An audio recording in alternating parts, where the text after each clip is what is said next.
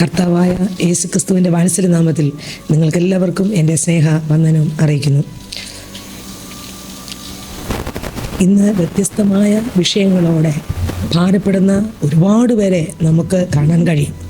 ദുഃഖത്തോടും ഭാരത്തോടും പ്രയാസത്തോടും കണ്ണുനീരോടും ഇനി എന്ത് ചെയ്യണം, ഒരു രക്ഷയുമില്ല എന്ന് കരുതുന്ന അനേകരുണ്ട്. അതുപോലെ അനേക ആൾക്കാർ മറ്റാൾക്കാരെ കുറിച്ച് പറയാനുണ്ട്. നിനക്കിനി ഒരു രക്ഷയുമില്ല, നീ ഒരിക്കലും രക്ഷപ്പെടുകയില്ല, നീ ഒരിക്കലും നിനക്കൊരു മാറ്റം വരികയില്ല. മറ്റുള്ളവരും പലരെയും നോക്കി പറയാറുണ്ട്. അങ്ങനെ വ്യത്യസ്തമായ വേദനയുടെ നടുവിൽ എല്ലാവരും നിന്നെ നോക്കി ഒരുപക്ഷെ പറഞ്ഞിരിക്കാം, നീ ഇനി ഒരിക്കലും രക്ഷപ്പെടത്തില്ല, നീ ഒരിക്കലും അനുഗ്രഹം പ്രാപിക്കത്തില്ല എന്ന് പറയുന്ന സ്ഥാനത്ത് രക്ഷിക്കുന്ന ഒരു ദൈവമുണ്ടെന്ന്, വിടുവിക്കുന്ന ഒരു ദൈവമുണ്ടെന്ന്, അത്ഭുതം ചെയ്യുന്ന ഒരു ദൈവമുണ്ടെന്ന് വേദപുസ്തകം പറയുന്നു. ലോകം തീർന്നെന്ന് പറയുമ്പോൾ ദൈവം പറഞ്ഞു തീർന്നില്ല, ഞാനുണ്ട്.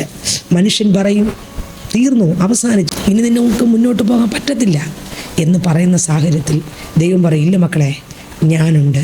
ലോകവും സകലരും, പ്രിയപ്പെട്ടവർ, ബന്ധുക്കൾ, നാട്ടുകാർ, സ്നേഹിതർ എല്ലാവരും മാറിപ്പോകുമ്പോഴും മാറിപ്പോകാത്തൊരു കർത്താവുണ്ട്. കുടുംബത്തിലെ അംഗങ്ങൾ, രക്തബന്ധുക്കൾ, ഭാര്യ, ഭർത്താവ്, മക്കൾ, മാതാപിതാക്കൾ, സഹോദരങ്ങൾ എല്ലാവരും വലിച്ചെറിഞ്ഞ് പോകുമ്പോഴും യേശു പറയില്ല, മക്കളെ, ഞാൻ നിനക്ക് വേണ്ടി മരിച്ചു, നീ എൻ്റേതത്രേ, നീ എന്നെ അറിയാതിരിക്കെ ഞാൻ നിന്നെ ഓമന പേർ ചൊല്ലി വിളിച്ചിരിക്കുന്നു. നീ എന്നെ അറിഞ്ഞിട്ടല്ല ഞാൻ നിന്നെ പേര് ചൊല്ലി വിളിച്ചത്, നീ എന്നെ അറിയാതിരുന്നപ്പോൾ ഞാൻ നിന്നെ പേര് ചൊല്ലി വിളിച്ചു. വ്യത്യസ്തമായ രോഗത്തോടും വ്യത്യസ്തമായ ഭാരത്തോടും ഒക്കെ മുന്നോട്ട് പോകുമ്പോൾ കുറച്ച് ദിവസമൊക്കെ എല്ലാവരും സഹായിച്ചെന്ന് വരും. അത് കഴിയുമ്പോൾ അവരും തളർന്നു പോകും. മനുഷ്യൻ്റെ കരം തളർന്നു പോകുന്നതാണ്. എന്നാൽ തളരാത്തൊരു കരമുണ്ട്, അത് യേശുവിൻ്റെ കരമത്രേ. മനുഷ്യൻ്റെ സഹായം ഒരു പരിധിവരെ മാത്രം, എന്നാൽ ദൈവത്തിൻ്റെ സഹായം നിത്യമത്രേ. മനുഷ്യൻ്റെ സഹായം ഒരു പരിധിവരെയെങ്കിൽ ദൈവത്തിൻ്റെ സഹായം പരിധിക്ക് അപ്പുറത്തത്രേ. മനുഷ്യൻ്റെ സ്നേഹം ഒരു പരിധിവരെയെങ്കിൽ ദൈവത്തിൻ്റെ സ്നേഹം പരിധിക്കപ്പുറത്തത്രേ. പരിധിക്കപ്പുറത്ത്, നമ്മൾ വിചാരിക്കുന്നതിനേക്കാളും അപ്പുറമായി നമ്മളെ സ്നേഹിക്കുന്ന ഒരു കർത്താവാണ് നമ്മൾ ആരാധിക്കുന്ന യേശുക്രിസ്തു. എന്നെ കേൾക്കുന്ന പ്രിയ പൈതലേ, നീ വ്യത്യസ്തമായ വേദനയുടെ നടുവിലൂടെ ആയിരിക്കാൻ പോകുന്നത്. പക്ഷേ ആരും നിന്നെ കണ്ടില്ലെങ്കിലും നീ ഇരിക്കുന്നിടത്ത്, നിൻ്റെ ഇരിക്കുന്ന സ്ഥലത്തിൻ്റെ അടുത്തുകൂടെ ഇറങ്ങി നടക്കുന്ന ഒരു കർത്താവ്. കണ്ണുണ്ടെങ്കിൽ കാണാത്തയല്ല, ചെവിണ്ടെങ്കിൽ കേൾക്കാത്തയല്ല, വിളിച്ചാൽ സംസാരിക്കാത്ത ദൈവമല്ല. ദൈവം നിന്റെ ദുഃഖം പറയുമ്പോൾ, നിന്റെ കണ്ണുനീര് കാണുമ്പോൾ, നിന്റെ വേദന കാണുമ്പോൾ, നിന്റെ ഭാരം കാണുമ്പോൾ നിന്നെ വിടുവിക്കുന്ന, സംസാരിക്കുന്ന, അടുക്കൽ വിളിക്കുന്ന ഒരു കർത്താവിനെ കർത്താവ് അത്രേ ഞാൻ പ്രസംഗിക്കുന്ന യേശുക്രിസ്തു. ആ കർത്താവ് നടന്നു പോകുമ്പോൾ ഒരു മനുഷ്യൻ വഴിയരികിൽ ഭിക്ഷ യാചിച്ചുകൊണ്ടിരുന്ന, കാഴ്ചയില്ലാത്ത ബർത്തിമായി എന്ന ഒരു മനുഷ്യൻ യേശുവിനെ വിളിക്കുന്നതാണ്. യേശുവിൽ നിന്ന് വിടുതൽ പ്രാപിക്കുന്ന ഒരു അനുഭവമാണ് ഈ വേദപുസ്തകത്തിൽ മർക്കോസ് എഴുതിയ സുവിശേഷം അതിൻ്റെ 10-ാം അധ്യായം അതിൻ്റെ 46 മുതൽ 52 വരെയുള്ള വാക്യങ്ങൾ വായിക്കുമ്പോൾ മനസ്സിലാക്കാം. അതിനകത്ത് സ്തോത്രം 46-ാം വാക്യം, അവർ യെരിഹോവിലെത്തി. പിന്നെ അവൻ ശിഷ്യന്മാരോടും വലിയ പുരുഷാരത്തോടും കൂടെ യെരിഹോവിൽ നിന്ന് പുറപ്പെടുമ്പോൾ തിമായിയുടെ മകനായ ബർത്തിമായി എന്ന കുരുടനായ ഒരു ഭിക്ഷക്കാരൻ വഴിയരികെ ഇരുന്നിരുന്നു. നസ്രയനാകുന്ന യേശു എന്ന് കേട്ടിട്ട് അവൻ, ദാവീദ് പുത്രാ, യേശുവേ, എന്നോട് കരുണ തോന്നണമേ എന്ന് നിലവിളിച്ച് തുടങ്ങി. അവൻ്റെ നിലവിളി മനുഷ്യനോടല്ല. ഇന്ന് നമ്മൾ പലപ്പോഴും നിലവിളിക്കുന്ന ആരോടാണ്? ഒരു പ്രശ്നം വരുമ്പോൾ നമ്മൾ നിലവിളിക്കും മനുഷ്യനോട്, അയ്യോ ഇങ്ങനെയാണ്, അയ്യോ അങ്ങനെയാണ്, എൻ്റെ വേദന ഒന്ന് മാറ്റും, ഇനി പറ്റുന്നില്ല. പക്ഷേ ഞാൻ പറയാം, ഏതിനും നമുക്ക് വിളിക്കാൻ പറ്റുന്ന ഒരാളുണ്ട്. അതത്രേ ഞാൻ പ്രസംഗിക്കുന്ന യേശു ക്രിസ്തു. എപ്പോൾ വിളിച്ചാലും വിളി കേൾക്കുന്ന യേശു, എപ്പോൾ കണ്ണീര് കണ്ടാലും തുടയ്ക്കുന്ന യേശു, മാറോട് ചേർത്ത് അണയ്ക്കുന്ന യേശു, ആര് തള്ളിക്കളഞ്ഞിട്ട് പോകുമ്പോഴും തള്ളാതെ അടുത്തു നിൽക്കുന്ന യേശു അത്രേ നമ്മൾ ആരാധിക്കുന്ന കർത്താവായ യേശു ക്രിസ്തു. ആ യേശു ക്രിസ്തു അതിലെ വരുന്നു എന്ന് കാഴ്ചയില്ലാത്ത ഈ മനുഷ്യൻ ആരോ പറഞ്ഞ് കേട്ടപ്പോൾ അയാൾക്ക് വിശ്വാസം വർദ്ധിച്ചു. അയാൾക്കറിയാം ഈ യേശു ദാവീദ് പുത്രനാണ്, ഈ യേശു ദാവീദ് പുത്രനാണ്, ഈ യേശു സൗഖ്യമാക്കുന്ന ദൈവമാണ്. ഇതാ എൻ്റെ അടുത്തുകൂടെ സൗഖ്യത്തിൻ്റെ ദൈവം പോകുന്നു. ഇന്ന് ഈ ശബ്ദം കേൾക്കുന്ന പൈതലെ, ഒറ്റപ്പെട്ട അവസ്ഥയിലാണോ, പ്രയാസത്തിൻ്റെ അവസ്ഥയിലാണോ, രോഗത്തിൻ്റെ അവസ്ഥയിലാണോ, നിൻ്റെ അടുക്കലൂടെ, നിൻ്റെ തൊട്ടടുത്തുകൂടെ സൗഖ്യത്തിൻ്റെ ദായകൻ പോകുന്നുണ്ട്. അതെ, നിൻ്റെ ഈ ശബ്ദം കേട്ടുകൊണ്ടിരിക്കുമ്പോൾ തന്നെ നിൻ്റെ അടുക്കൽ യേശു നിൽക്കുന്നുണ്ട്. ആ യേശുവിനോടൊന്ന് പറഞ്ഞേ, ആ യേശുവിനോട്, യേശുവേ എന്നെയും കൂടെ ഒന്ന് തൊടണമെന്ന് പറഞ്ഞേ. യേശുവേ എന്നെ കടന്നു പോകല്ലേ അപ്പാ, എന്നെ ഒന്ന് തൊടണമേ, എൻ്റെ പ്രശ്നം ഇതാണ്. സ്നേഹിതരെ, ഒന്ന് പറഞ്ഞു നോക്കിയേ, യേശു കർത്താവ് അവിടെ നിൽക്കും. നിർത്തിമായി നിലവിളിച്ചു, ദാവീദ് പുത്ര എന്നോട് കരുണ കാണിക്കണമേ എന്ന് നിലവിളിച്ചപ്പോൾ കൂടെ വന്നവർ പറഞ്ഞു, മിണ്ടാതിരിക്കടാ. പുരുഷാരം പറഞ്ഞു, മിണ്ടാതിരിക്കടാ, മതി വിളിച്ചത്. പക്ഷേ അവനത് കേട്ടില്ല. അവൻ വിളിച്ചത് ദൈവത്തോടത്രേ. ഇന്ന് അനേകർ മനുഷ്യനോട് പറയും. സങ്കീർത്തന പുസ്തകത്തിൽ പറയുന്നു, മനുഷ്യരിൽ ആശ്രയിക്കുന്നതിനേക്കാൾ യഹോവയിൽ ആശ്രയിക്കുന്ന നല്ലത്, പ്രഭുക്കന്മാരിൽ ആശ്രയിക്കുന്നതിനേക്കാൾ യഹോവയിൽ ആശ്രയിക്കുന്നത് നല്ലത്. പലരും ഇന്ന് മനുഷ്യരിൽ ആശ്രയിക്കും. പക്ഷേ അവർക്ക് രക്ഷിക്കാനോ അവർക്ക് സഹായിക്കാനോ അവർ സഹായിക്കുന്നില്ല ഒരു പരിധി വരെ. പക്ഷേ ദൈവത്തിന് അങ്ങനെയല്ല. ദൈവം അന്ത്യം വരെയും നമ്മളെ നടത്തുവാൻ മതിയായവനത്രേ. സ്നേഹിതരെ, ഹല്ലേലൂയ. ഈ ലോകത്തിലെ മനുഷ്യൻ ഒരു പരിധി വരെ സഹായിക്കുമ്പോൾ പരിധിക്കപ്പുറം സഹായിക്കുന്ന ഒരു ദൈവമന്ത്രത്രേ നമ്മുടെ കർത്താവായ യേശു ക്രിസ്തു. വേദപുസ്തകത്തിനകത്ത് എഴുതിയിരിക്കുന്നു, സങ്കീർത്തന പുസ്തകം 118 അധ്യായം വായിക്കുമ്പോൾ അതിനകത്ത് എഴുതിയിരിക്കുന്നു, 6 വാക്യം, യഹോവ എൻ്റെ പക്ഷത്തുണ്ട്, ഞാൻ പേടിക്കയില്ല. മനുഷ്യൻ എന്നോട് എന്ത് ചെയ്യും? എന്നെ സഹായിക്കുന്നവരോട് കൂടെ യഹോവ എൻ്റെ പക്ഷത്തുണ്ട്.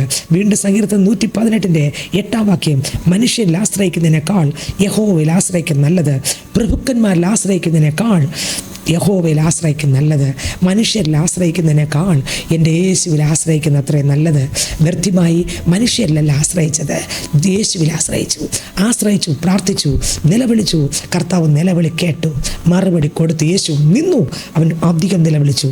പുരുഷാരം പറഞ്ഞു, നിർത്ത്, മതി എന്ന് പറയുമ്പോൾ അവൻ അധികം. വേദപുസ്തകം പറയുന്നു, നസ്രയനായ യേശു എന്ന് കേട്ടിട്ട് അവൻ, ദാവീദ് പുത്ര യേശുവേ എന്നോട് കരുണ തോന്നണമേ എന്ന് നിലവിളിച്ചു തുടങ്ങി.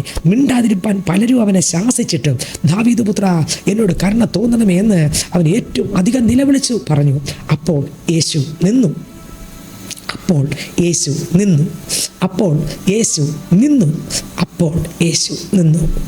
വിളിക്കുമ്പോൾ യേശു നിൽക്കും. ഇന്ന് ഈ ശബ്ദം കേൾക്കുന്ന പൈതലെ, നീ വ്യത്യസ്ത വിഷയത്തോടായിരിക്കാൻ പോകുന്നത്. പക്ഷെ കർത്താവിനൊന്ന് വിളിച്ചാൽ കർത്താവ് നിൽക്കും. കർത്താവിനൊന്ന് വിളിച്ചാൽ കർത്താവ് നിൽക്കും. കർത്താവ് നിന്നു. യേശു നിന്നു. അവനെ വിളിപ്പിൻ എന്ന് പറഞ്ഞു. ധൈര്യപ്പെടുക, എഴുന്നേൽക്ക, നിന്നെ വിളിക്കുന്നു എന്നവർ പറഞ്ഞു. അപ്പോൾ കുരുടനെ വിളിച്ചു. കുരുടൻ്റെ അടുക്കൽ പോയി പറഞ്ഞു, ഇതാ യേശു നിന്നെ വിളിക്കുന്നു, ധൈര്യപ്പെട, എഴുന്നേൽക്ക എന്ന് പറഞ്ഞു. അവൻ തൻ്റെ പുതപ്പ് ഇട്ടും കളഞ്ഞ് യേശു വിളിച്ച മാത്രയിൽ അവൻ്റെ പുതപ്പിനെ അവിടെ ഇട്ടിട്ട് ചാടി എഴുന്നേറ്റ് യേശുവിൻ്റെ അടുക്കൽ വന്നു. ഒറ്റ ചാട്ടത്തിൽ ചാടി എഴുന്നേറ്റ് യേശുവിൻ്റെ അടുക്കലേക്ക് വന്നിട്ട് യേശു അവനോട്, ഞാൻ നിനക്ക് എന്ത് ചെയ്ത് തരണമെന്ന് നീ ഇച്ഛിക്കുന്നെന്ന് ചോദിച്ചേനെ. റബൂനി, എനിക്ക് കാഴ്ച പ്രാപിക്കണമെന്ന് കുരുടൻ അവനോട് പറഞ്ഞു. യേശു അവനോട്, പോക, നിന്റെ വിശ്വാസം നിന്നെ രക്ഷിച്ചിരിക്കുന്നെന്ന് പറഞ്ഞു. ഉടനെ അവൻ കാഴ്ച പ്രാപിച്ചു. യാത്രയിൽ അവനെ അനുഗമിച്ചു. ഇന്ന് ഈ ശബ്ദം കേൾക്കുന്ന പൈതലെ, നീ വ്യത്യസ്തമായ രോഗത്തോടും ഭാരത്തോടും ബുദ്ധിമുട്ടോടും വിഷമത്തോടും ആയിരിക്കാം ഒരുപക്ഷെ പോകുന്നത്. പക്ഷേ അഭേദന ഇവിടെ നടുവിലും പ്രാർത്ഥിക്കുമ്പോൾ യേശു കർത്താവ് ഇറങ്ങി വരും. യേശു കർത്താവ് തൊടും. യേശു കർത്താവ് നിൽക്കും. യേശു കർത്താവ് നിന്നെ വിളിപ്പിക്കും. യേശു കർത്താവ് നിനക്ക് എന്ത് വേണമെന്ന് ചോദിക്കും. സംസാരിക്കുന്ന, വേദന മാറ്റുന്ന, ഭാരം മാറ്റുന്ന, കണ്ണിനെ തുറപ്പിക്കുന്ന അതേ കർത്താവ് ഈ കുരുടൻ സൗഖ്യമായി. അവൻ യേശുവിനെ അനുഗമിച്ചു. ഇന്ന് ഈ ശബ്ദം കേൾക്കുന്ന പൈതലെ, നീ യേശുവിൻ്റെ മകനാണോ? പലരും ഒരുപക്ഷെ കുരുടനെ കണ്ടപ്പോൾ ഇവൻ ജീവിതകാലം മുഴുവൻ ഈ ഓട്ടുപാത്രവുമായി അവൻ ആൾക്കാരോട് ഭിക്ഷ ചോദിക്കുമെന്ന് ലോകം മുഴുവൻ ചിന്തിച്ച സ്ഥാനത്ത്, ഒരുപക്ഷെ വ്യക്തിമായും ചിന്തിച്ച സ്ഥാനത്ത് അവൻ്റെ സ്ഥിതിയെ മാറ്റുവാൻ എൻ്റെ ദൈവത്തിന് സെക്കൻഡുകൾ പോലും വേണ്ടി വന്നില്ല. അവൻ്റെ ജീവിതത്തിൻ്റെ സകലത്തെ മാറ്റുവാൻ ഒരു സെക്കൻഡ് പോലും എൻ്റെ യേശു ക്രിസ്തുവിന് വേണ്ടി വന്നില്ല. വ്യത്യസ്തമായ വിഷയത്തോടിരിക്കുന്ന പൈതലെ, നിന്നെ നോക്കി പലരും പറഞ്ഞു കാണും, നീ ഒരിക്കലും രക്ഷപ്പെടുകയില്ല, ഒരിക്കലും നിൻ്റെ ജീവിതത്തിന് മാറ്റമില്ല, ഒരിക്കലും നിനക്കൊരു വിടുതലില്ല, ഒരിക്കലും നീ പുറത്തു വരികയില്ലെന്ന് പലരും നിൻ്റെ മുഖത്ത് നോക്കി വിധി എഴുതിയിട്ടുണ്ടെങ്കിൽ, ഇന്ന് ഈ ശബ്ദം കേൾക്കുന്ന മാന്യ ശ്രോതാവേ, ആ വിധിയെ മാറ്റി എഴുതുവാൻ ശക്തിയുള്ള ഒരാളെ ഉള്ളൂ. ആകാശത്തിൻ്റെ കീഴിൽ മനുഷ്യരുടെ ഇടയിൽ നൽകപ്പെട്ട ഒരേ ഒരു നാമം യേശു ക്രിസ്തു എന്ന നാമം. ആ യേശുവിൻ്റെ നാമത്തിൻ്റെ മുൻപിൽ അത്ഭുതം സംഭവിക്കും, അതിശയം സംഭവിക്കും. ചരിത്രത്തെ തിരുത്തിക്കുറിച്ച കർത്താവായ യേശു ക്രിസ്തു നിനക്ക് വേണ്ടി വലിയ വൻ കാര്യങ്ങളെ ചെയ്യുവാൻ മതിയായവനാണ്. മനുഷ്യൻ ചിന്തിച്ചു, ഇവൻ എന്നും ഈ പാത്രവും വെച്ച് ആൾക്കാരോട് ഭിക്ഷ ചോദിക്കും. എന്നും കൊണ്ടുവന്നവർ ഒരുപക്ഷെ ചിന്തിച്ച് കാണും, എന്നും ഞങ്ങൾ എത്ര കാലം ഇവനെ തൂക്കിയെടുത്ത് ഇവിടെ കൊണ്ടുവരും എന്ന് ചിന്തിച്ച് അവരും മടിച്ച് കാണും. മാതാപിതാക്കളും ഒരുപക്ഷെ ഈ കുരുടൻ നിമിത്തം അവരും തളർന്നു കാണും. സകലരും ഒരുപക്ഷെ ഒറ്റപ്പെടുത്തി കാണും. എന്നാൽ അവിടെ ഇറങ്ങി വന്ന് അവൻ്റെ മുന്നിലൂടെ നടന്ന് അവനെ തൊട്ട് അവനെ അടുത്ത് വിളിച്ച് അവനെ സൗഖ്യമാക്കി കഴിഞ്ഞപ്പോൾ ഓട്ടുപാത്രം അവൻ വലിച്ചെറിഞ്ഞു. അവൻ്റെ ജീവിതം മൊത്തം മാറി. അവൻ പുതപ്പിട്ടിട്ട് യേശുവിൻ്റെ പിന്നാലെ, യേശുവിൻ്റെ പുറകെ അനുഗമിക്കാനിടയായിത്തീർന്നു. ഒരു സെക്കൻഡ് കൊണ്ട് അവൻ്റെ ജീവിതത്തിൻ്റെ സകല സാഹചര്യങ്ങളും യേശു കർത്താവ് പറിച്ചു മാറ്റി. ഇന്ന് ഈ ശബ്ദം കേൾക്കുന്ന പൈതലെ, ലോകം നിനക്ക് രക്ഷയില്ലെന്ന് പറഞ്ഞാലും യേശു പറയും, നീ എൻ്റെ അടുക്കൽ വന്നാൽ വിടുതലുണ്ട്, മാത്രമല്ല നിത്യ നരക വിട്ട് നിത്യ രക്ഷയുണ്ട്. യേശുവിൻ്റെ രക്തത്തിൻ്റെ മുൻപിൽ മുട്ടും മടക്കിയാൽ, യേശുവിനെ രക്ഷകനും കർത്താവുമായി സ്വീകരിച്ചാൽ നിത്യ നരകത്തിൽ നിന്ന് നിത്യ രക്ഷയുണ്ട്. നിത്യ നരകത്തിൽ നിന്ന് നിത്യ രക്ഷ തരുവാൻ കഴിവുള്ള ഒരാളെ ഉള്ളൂ, യേശു ക്രിസ്തു.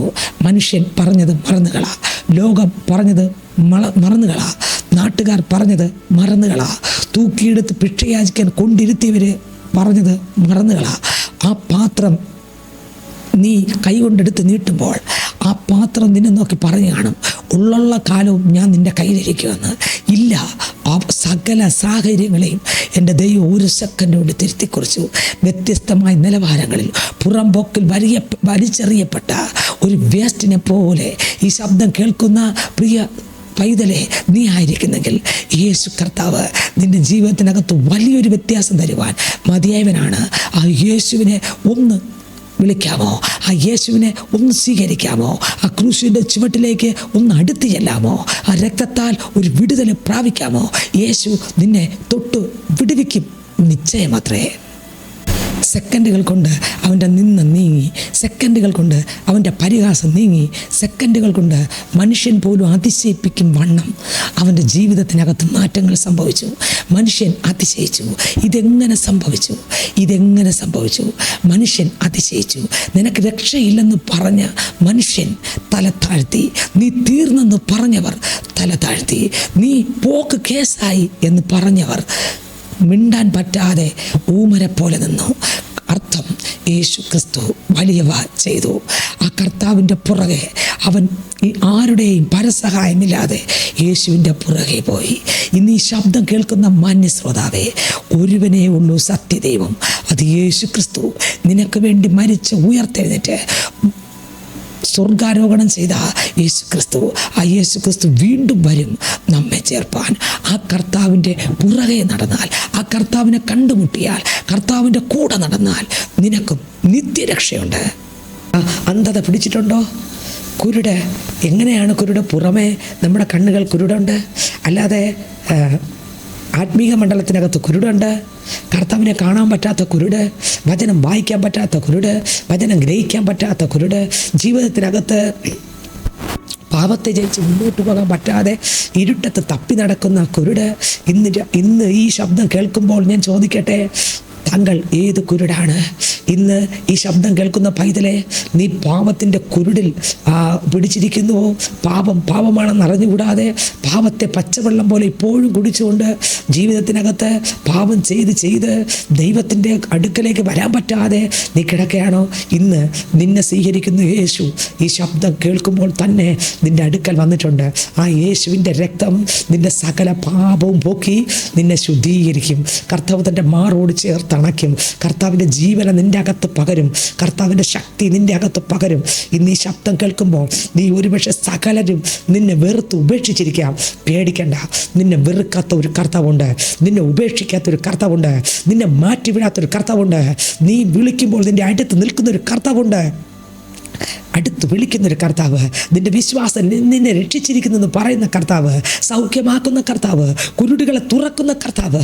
ഏതവസ്ഥയിലാണോ കുരുട്, ഏതവസ്ഥയിലാണോ കൂന്, ഏതവസ്ഥയിലാണോ ബുദ്ധിമുട്ട്, ആ ബുദ്ധിമുട്ടിനെ മാറ്റി കർത്താവിനെ കാണാൻ പറ്റാത്ത കുരുട്, സത്യം തിരിച്ചറിയാൻ പറ്റാത്ത കുരുട്, സത്യദൈവം ആരെന്നറിഞ്ഞിട്ടും യേശു മാത്രം കർത്താവ്, ആ യേശു മാത്രമാണ് കർത്താവെന്ന് അറിഞ്ഞിട്ടും ആ യേശുവിനെ ആരാധിക്കാൻ കഴിയാതെ, സത്യദൈവത്തെ ആരാധിക്കാൻ പറ്റാതെ കുരുട് പിടിച്ച ഒരു അനുഭവത്തിലാണോ?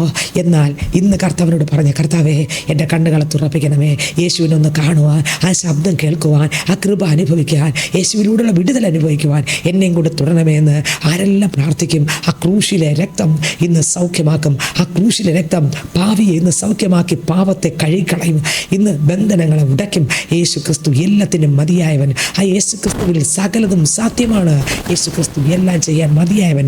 ഈ ശബ്ദം കേൾക്കുന്ന പൈതലെ, ഒരു പക്ഷേ ആത്മീക അന്ധത പിടിച്ച് നീ ആയിരിക്കുന്നെങ്കിൽ നിന്നെ തൊടുവാൻ യേശു മതിയായവൻ. സത്യദൈവം ആരെന്നറിഞ്ഞുകൂടാതെ തപ്പി നടക്കുന്ന ഒരു കുരുട് നിൻ്റെ ജീവിതത്തിനകത്തുണ്ടെങ്കിൽ ഇന്ന് ആ യേശുവിനെ കണ്ടുമുട്ടുവാൻ, ആ കുരുടിനെ തുറക്കുവാൻ മതിയായ ദൈവം വന്നിട്ടുണ്ട്. ജീവിതത്തിനകത്തെല്ലാം തീർന്നു, കാഴ്ചപ്പാടുകൾ മങ്ങി, ഇനി ജീവിക്കേണ്ട, മരിച്ചാൽ മതി എന്നൊരു കുരുടിൻ്റെ അനുഭവത്തിൽ നീ ആയിരിക്കുന്നെങ്കിൽ നിൻ്റെ ആ കുരുടിൻ്റെ നടുവിലും ഇറങ്ങി വന്ന് രക്ഷിക്കുന്ന ഒരു കർത്താവ് ഇന്ന് ഈ ശബ്ദം കേട്ടുകൊണ്ടിരിക്കുമ്പോൾ തന്നെ നിൻ്റെ അടുക്കലുണ്ട്. ആ കർത്താവ് നിന്നെ സ്നേഹിക്കുന്നു. ആ കർത്താവ് നിന്നെ കാണുന്നു. ആ കർത്താവ് നിന്നെ മനസ്സിലാക്കുന്നു. ആ കർത്താവ് നിന്നെ കണ്ണുനീര് തുടയ്ക്കുന്ന കർത്താവ്, ബർത്തിമായ സൗഖ്യമാക്കിയ കർത്താവ്. നീ ഏതെല്ലാം ഭാഗത്തിൽ കുരുടായിരിക്കുന്നു, യേശു മാത്രം സത്യദൈവം. അപ്പോസ്തല പ്രവൃത്തി 4:12 മറ്റൊരുവൻ രക്ഷയില്ല, ഞാൻ രക്ഷിക്കപ്പെടുവാൻ ആകാശത്തിൻ്റെ കീഴിൽ മനുഷ്യരുടെ ഇടയിൽ നൽകപ്പെട്ട ഒരേ ഒരു നാമം യേശു എന്ന നാമം. ആ യേശുവിൻ്റെ രക്തം സകല പാപവും പൊക്കി നമ്മെ ശുദ്ധീകരിക്കും. ആ രക്തത്തിൽ ആശ്രയിക്കാം, നമ്മെ തന്നെ സമർപ്പിക്കാം. കണ്ണുകളടയ്ക്കാമോ? നമുക്ക് പ്രാർത്ഥിക്കാം. കർത്താവെ, സ്വർഗീയ രാജാവേ, ഇത് കേൾപ്പിച്ച ആഴമേറെ തിരുവചനങ്ങൾക്കായി സ്തോത്രം. കർത്താവെ, ഈ ശബ്ദം കേൾക്കുന്ന ഓരോ മക്കളെ ദൈവകരങ്ങൾ തരുന്നു.